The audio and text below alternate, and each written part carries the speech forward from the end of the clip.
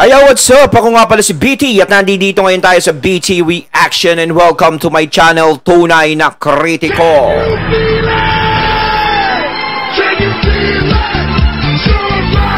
At meron tayong panonooring video ngayon. Ito po ay nagmula kay Banat News Updates. Sa mga hindi pa po nakakabisita sa channel ni Banat News Updates, bisita na po kayo mga katunay. At kung hindi pa kayo nakakapag-subscribe, subscribe na din po kayo mga katunay kay Banat News Updates. At syempre, huwag nyo rin po sana kalimutan na mag-subscribe dito sa channel ko sa Tunay na Kritiko. Sa mga hindi pa nakakapag-subscribe and click the notification bell para maging updated po kayo sa mga reaction videos na aking ilalabas.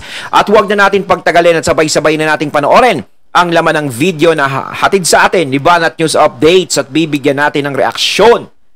Pasok! Hunger strike. Sana naman po Ayon, bago natin simulan ng video ito, nais ko nga pala magbigay ng credits dito sa boses na madidinig natin ngayon at bibigyan ng reaksyon. Walang iba kundi si Sir Badong Arateles. Pagpatuloy natin. Isip na po itong House of Representatives na yung contempt power nila sobra-sobra naman. Punta po tayo dito sa mga binitawan po ni BP Sara. Medyo na-overlook ko po ito. BP's stand on communist shared by so many. Ito po ang pahayag ni AFP Chief General Bronner. Dito po na binalita po ito ng Inquirer. Vice President Sara Duterte's stand opposing the resumption of peace talks with communist rebels is a popular view. Popular po siya, no? That even soldiers would agree on. Okay, sabi po ni General Bronner, pati po yung mga sundalo ay talagang sang-ayon dito sa sinasabi. Pahayag pa po ni Bronner, hindi niya masisisi si Vice President Sara Duterte sa pagsasalita niyan kasi marami din po sa mga sundalo ang ganyan din po yung pananaw, no? Okay. So, consistent to si General Bronner eh. Alam niya yung nagaganap alam niya yung sentimiento at hindi po siya nahiyang magsabi ng mga sentimiento ng mga sundalo. No, binobroadcast niya po dito para siguro kahit po sundalo si General Bronner, hindi niyo po maatim na ilihim yung mga pinag-uusapan po nila. 'Di ba? Nasabi niya rin 'yan na maraming mga retired soldiers, no? Tapos may nag-approach pa sa kanya mismo nung panahon na yung may mga nanghihikayat sa mga retired officials ng AFP nanghihikayat na sa mga active, ang pakiusap niya lang wag nang idamay yung mga active. Sinabi rin niya ni Bronner eh. Tapos eto na naman po in our Viber group. Pero eto po, hindi po pagkondina yung sinasabi ni Bronner dito eh. Ang sinasabi niya may point yung pangalawang pangulo eh. Delikado po to. Yung gusto nyong i-isolate si Sara Duterte, yung mga tagapagtanggol po, ang napupuna ko lang po sa mga troll, kaya po natin natatawag na troll itong mga to. Unlike nung tinawag pong mga troll, yung mga tagapagtanggol ni Pangulong Duterte, tinatawag pong mga troll nitong mga kakamping Katdilawan, mga totoong tao po, sa Sorgando Sasot, di ba? Sila Trixie, sila Thinking Pinoy, sila Maharlika, lahat po mga totoong tao eh.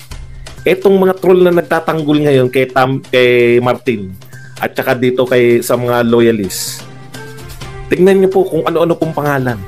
Ang nangyayari ngayon, no, dati is kaya nga tinawag silang unity team is para magkaisa. Na buong akala natin is kapag eto nanalo, ayan na, is magkakaroon na ng pagkakaisa. Kaso parang napansin natin, parang lalong lumalala ang nangyayari, di ba? Hindi na nagiging tama, ganto, parang nagkokontrahan na sila, tapos may gusto na silang ipatanggal sa pwesto, ganyan. Samantalang magkakasama naman sila dati. Ang nangyayari, kaya nga natalo yung mga dilawan, yung mga camping, para manahimik na sila, pero ngayon, no? Talagang nandiyan pa rin sila. Mas lalo pa nga silang parang lumakas ang loob ngayon. Sa akin sa tingin ko lang, no, mas lalo silang nagkaroon ng fighting spirit. Imbis na mangyari sa kanila nako, wala na, diyan na kayo, manahimik na kayo, pero ngayon ang nangyayari is lalo silang umiingay. Diba? Parang nagkaroon sila ng passes para mag-ingay ng mag-ingay. No? Kung ano-ano pong pangalan nila. At least kami, totoong tao kami. Yun yung mga nagtatanggol sa mga Duterte, mga totoong tao. Tapos sinasabi lang, ay, hindi naman mga tao yan, troll yung mga yan. Okay, so anyways, balik po tayo rito. I cannot blame the Vice President for saying this. In fact, this opinion is shared by so many in our country, even soldiers. In our Viber group, there are similar because of the experience we've had with them.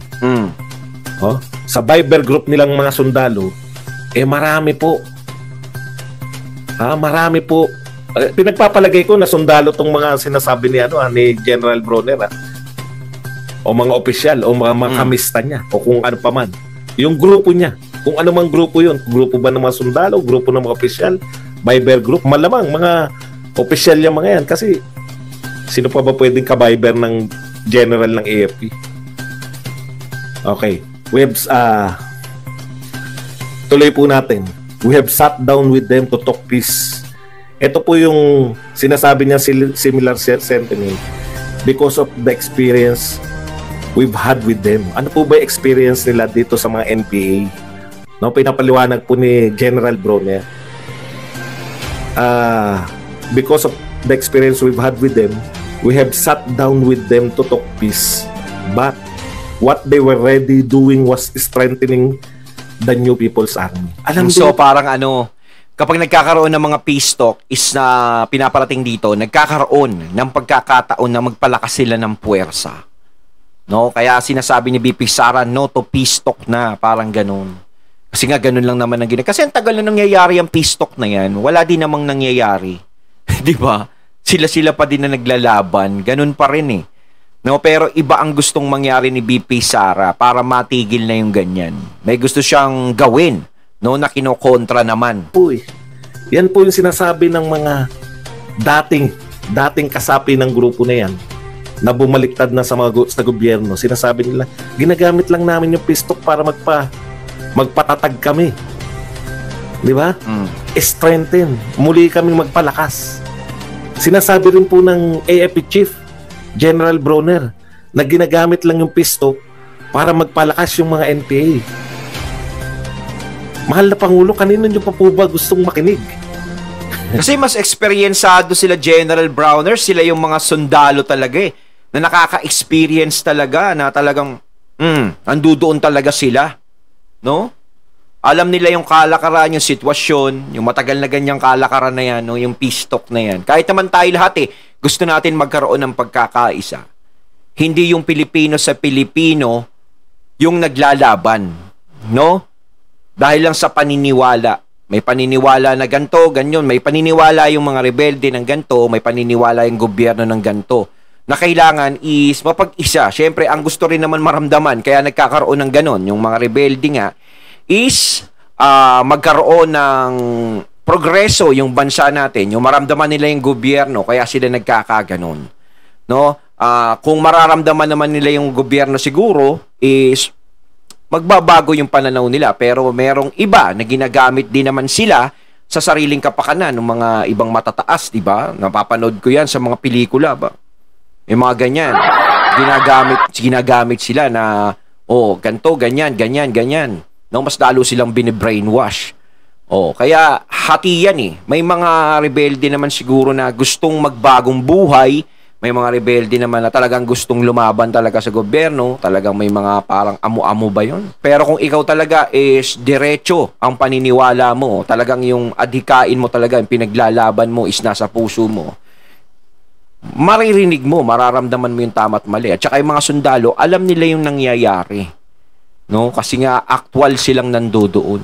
Nakikita nila. Ang linaw-linaw na. Buti sana, no, kung desperate, di po ba? Desperate po yung gobyerno dahil ang lakas-lakas ng NPA, kinakailangan natin makipag-usap kasi ang lakas nila ang daming napapatay. Hindi po ganyan di ba? Ang sitwasyon hindi po ganyan In fact, AFP din po ang nagsasabi na wala na pong aktibong guerrilla front. Nagtatagumpay na po yung NTF-ELCAC. Matagumpay na po. In fact, pati po yung mga kasama sa peace panel, si Anyo. Ano po sinasabi ni Anyo? General Anyo. Magtutuloy-tuloy yung peace talk ay yung NTF-ELCAC dahil ang antindi ng ginagawa nito. Matagumpay niyang ginagawa. Hindi lang nila makontra kasi siyempre good soldier sila eh. Susunod sila sa gusto eh. O, ano pa yung tila nabubwisit na sinasabi ni General Galvez dun sa mga panawagan nitong mga to. Nagsisimula pa lang. Huwag kayong magbigay ng kondisyon. Kasi binibigay kagad nilang kondisyon. Tanggalin ng buwagin ng NTF-ELCAC. Tanggalin yung terrorist tag sa mga NPA, sa CPP-NPA. Mangyayari kasi dyan, kapag nagtagumpay yung NTF-ELCAC, is talagang credits yan talaga sa mga Duterte. Diba? Mas dalong babango. So, dagdag puntos na naman yun. Ayun nga yung gusto nila eh. Huwag kayong magkapuntos. Parang nakikita, no? Napakasimple. Kumbaga, 1 + 1 = 2 lang yung nangyayari. Tanggalin sila bilang terorista, yung tag sa kanila. Ipawalang bisa yung batas. Batas ipawalang bisa yung batas ng anti-terror law. Yung kagad yung kondisyon. Natural, hindi po magpo-prosper yung peace talk na yan. Pero, dahil nakapagpalakas sila, tignan nyo po, sinabi po ngayon lang po, si Senator Amy sa isang ambush interview. Ano po sabi ni Senator Amy? Ako litong-lito na rin. Litong-lito na po si Senator Amy. Nag-uusap kayo ng peace talk pero si Halandoni ay nagsasabi na tuloy yung pakikibakan nila para maagaw yung kapangyarihan. Si Halandoni po, yan po yung kabats, Vice Chairman ng hindi ko alam kung siyang pinakamataas sa NDF eh. Buhay pa po siya.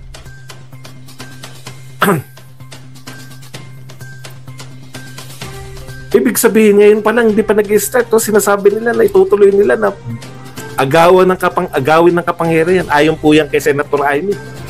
Senator Amy, kung ikaw, senador, kapatid mo, presidente, nalilito ka kung bakit may usapin ng pisto. Lalo na po kami. Lalo na po kami. Hindi po namin masikmura. Kaya full support po kami kay VP Sara Duterte. Tapos babanatan nyo na pinagre-resign ng kung sino-sino sa DepEd. Ang nakakalimutan po nitong nagpaparesign si De Lima, si Barry Gutierrez. Alam niyo po ang interest po nila, pare-pareho po politika eh. Bakit po nila pinagre-resign si Sara Duterte in the premise na bagsak tayo sa PISA, mababa tayo sa PISA? Bakit? Totoo po na hindi tayo mababa sa PISA nung panahon ni Pinoy. Alam niyo po kung bakit? Hindi naman tayo nagtitest eh.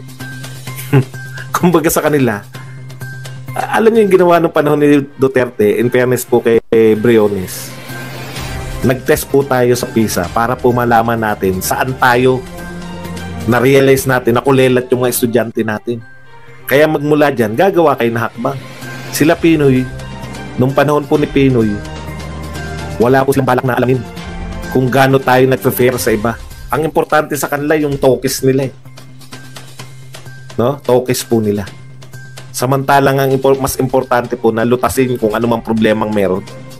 Si Inday BP Sara po, no? Si Inday BP Sara po, very willing po siyang ma-expose kung anong problema para malutas. Yun ang maganda sa isang vice president, no? Talagang desidido siyang malutas ang problema ng bansa. Mas tinitignan niya yung kapakanan ng mga Pilipino. Yun ang nangyayari. Yun ang kailangan natin sa isang leader eh, kung tutuusin. Yung hinaing natin sa kanila. No, yung nararamdaman talaga nila yung hirap na nangyayari ngayon sa Pilipinas. 'Di ba? Kaysa yung pansariling kapakanan. Kaya nga sinasabi ni BP Sara, mas maganda magtrabaho tayo, magtrabaho. Kumbaga ayaw nila ng ganun eh. Ng ganong klaseng pinuno, yung mamumuno sa bansa, na inuuna ang kapakanan na nakakarami. Pagkakaiba eh. No? Yung isang peking naglilingkod, panay takip lang po yan. Pero yung mga Duterte po, willing silang, eto problema, droga, lutasin natin yan. Magpundak tayo ng war on drugs, kahit sino magalit. Ayon at ating natunghayan ng video na nagmula kay Banat News Updates. At syempre natunghayan din natin ang boses na yan na binigyan natin ng reaksyon na nagmula kay Sir Badong Aratiles. Ayan kayo mga katunay, ano masasabi nyo tungkol dito sa video ito na binigyan natin ng reaksyon? Comment lang po kayo mga katunay. So once again, I'm BT and I'm out. Peace.